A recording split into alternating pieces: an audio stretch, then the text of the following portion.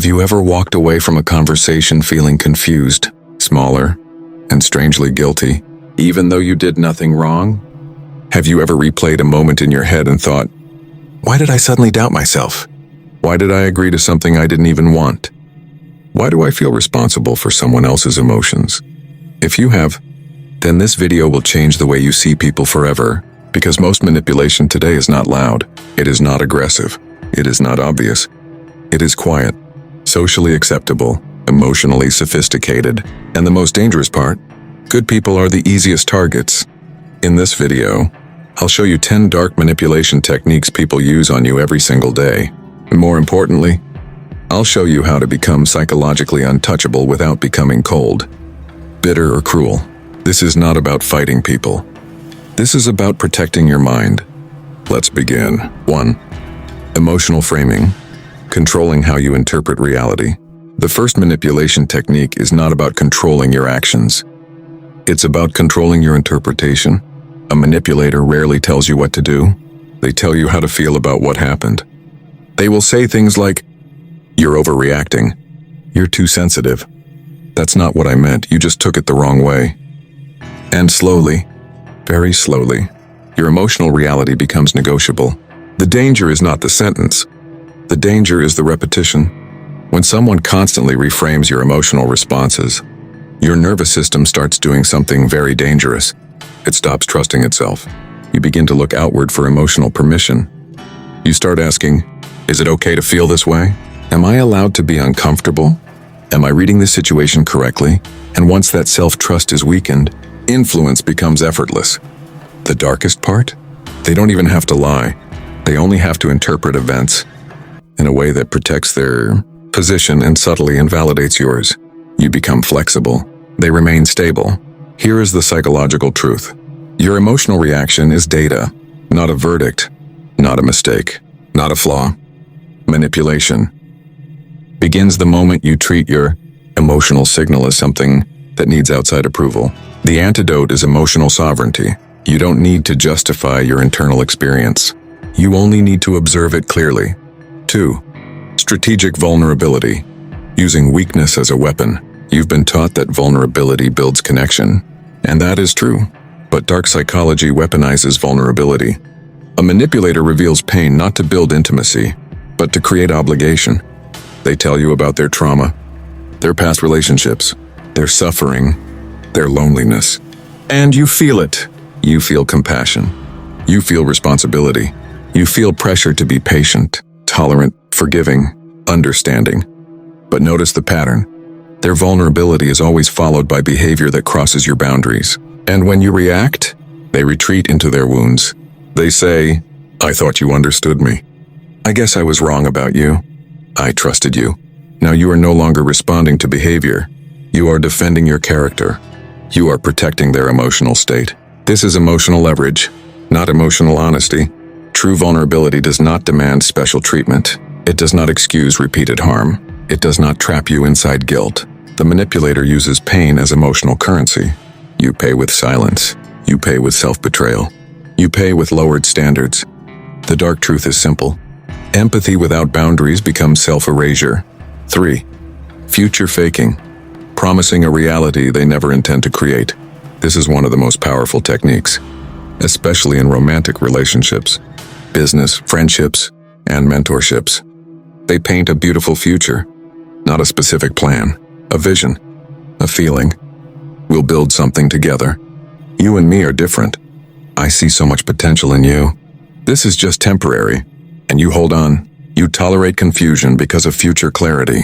You accept uncertainty because of future certainty. But pay attention. Nothing material changes. Only words. Future faking works because the human brain emotionally lives forward. We attach meaning not to what exists, but to what could exist. A manipulator keeps you psychologically invested while remaining practically unavailable. Your loyalty grows. Their responsibility remains zero. The future becomes a psychological leash. The antidote is extremely uncomfortable for hopeful people. Watch behavior, not promises. Consistency is the only language of sincerity. 4. Silent punishment. Using withdrawal to condition your behavior. Not every manipulator argues. Some disappear. They withdraw warmth. They reduce communication. They become emotionally unavailable, and they never explain. This creates something very powerful inside your nervous system. Threat, not social threat. Attachment threat. Your brain reacts the same way it reacts to physical danger. You start scanning your own behavior. You try to identify what you did wrong. You adjust yourself to restore emotional safety. This is behavioral conditioning. Silence becomes a disciplinary tool. They don't correct you. They train you. You become more agreeable, more careful, more self-monitoring. You shrink emotionally to avoid abandonment. The darkest part? If you confront them, they deny it. They say, "I just needed space." You're imagining things. You're too needy, which forces you to swallow the discomfort alone. Healthy distance is communicated. Manipulative distance is ambiguous on purpose. Identity attacks, destabilizing who you think you are. This technique does not attack your actions. It attacks your identity. Instead of saying, "That behavior hurt me," they say, "You're selfish. You're emotionally immature. You're just insecure. You always make things about you." Why is this powerful? Because behavior can be discussed. Identity feels permanent. Once your self-image is attacked, your brain shifts from problem-solving to self-defense. You stop evaluating the situation objectively. You start trying to prove that you are good, kind, mature, loyal, understanding. This is how people become easy to control. They don't want to lose the moral mirror of themselves, so they compromise reality to protect self-image. The manipulator doesn't need to dominate you. They only need to destabilize how you see yourself. 6. Selective validation. Giving approval only when you obey. You are not starved of validation. You are rationed. A manipulator gives warmth when you align, and coldness when you don't. Subtle praise, small rewards, micro-affirmations. You handled that perfectly. I like this side of you. You're different when you listen. But notice, the validation is always attached to compliance. Your nervous system learns a rule. Agreement equals connection. Independence equals distance. Over time, you stop expressing freely. You start calibrating yourself. You become emotionally programmable. This is not love. This is operant conditioning. The most dangerous part? You don't notice it happening because the rewards feel good. 7. Crisis manufacturing. Creating emotional emergencies to hijack your attention. Some people thrive in chaos, not because they enjoy pain, but because crisis gives them control. They constantly create emotional urgency. Sudden problems, sudden breakdowns, sudden needs, sudden drama. Everything is intense. Everything is now. Everything requires your immediate emotional presence. This overwhelms your rational processing. You stop thinking long-term. You stop evaluating patterns. You stop checking your own emotional health. Your life becomes reactive. They become the emotional center of your attention. This is psychological monopolization. When your emotional bandwidth is always occupied, you cannot see manipulation clearly. Calm creates perspective. Chaos destroys it. Moral high ground. Disguising control as virtue. This is one of the most socially protected manipulation styles. They frame themselves as morally superior, emotionally evolved, more aware, more conscious, more ethical. They speak in the language of growth, healing, communication, and awareness. But the message beneath the language is always, if you disagree with me, you are less evolved. This traps you because you don't want to be the ignorant one, the emotionally immature one, the unhealed one. So you silence your intuition. You defer your boundaries. You downgrade your perception. Control disguised as enlightenment is still control, just prettier. 9. Confessional traps. Getting you to expose yourself while revealing nothing. They ask deep questions. They invite vulnerability. They create safe emotional space. But notice something subtle. They rarely reciprocate at the same depth. They gather emotional intelligence about you, your fears, your insecurities, your patterns, your past, your wounds. This is not curiosity. It is strategic information gathering. Later, in conflict, those vulnerabilities appear, not directly, but carefully. They know exactly what hurts. They know exactly what destabilizes you. Power in relationships comes from asymmetry of emotional information. If you are emotionally transparent, and they are strategically opaque, you are exposed. 10. Gaslighting. collapsing your trust in perception itself. This is the darkest technique. Because it doesn't just manipulate behavior, it damages psychological grounding. Gaslighting happens when someone repeatedly denies observable reality. They deny events. They deny tone. They deny words. They deny intent. They deny patterns. Not once, systematically. You begin to doubt your memory, your interpretation, your emotional reactions, your logic. Eventually, you stop asserting reality. You ask for confirmation. You apologize preemptively. You soften your certainty. The manipulator becomes the reference point of truth. This is not persuasion. This is perceptual control. The deepest damage of gaslighting is not confusion. It is dependency. The Stoic antidote to all manipulation. Now listen carefully. There is one psychological posture that protects you from every technique in this video. Not aggression. Not dominance. Not emotional coldness. Not suspicion. It is emotional containment. When you stop using other people to regulate your emotional state, manipulation loses its grip. Practice not rushing to repair discomfort. Practice not chasing reassurance. Practice allowing silence without tension. Practice being rooted in your own internal rhythm. When someone withdraws, you don't collapse. When someone reframes your emotions, you observe. When someone pressures you with vulnerability, you stay compassionate but grounded. When someone promises a future, you stay present with reality. When someone attacks your identity, you don't defend it. You don't argue with emotional power plays. You outgrow them. This is real psychological strength. Not controlling others, controlling your own reactivity. Because the moment you no longer need emotional validation, you cannot be emotionally blackmailed.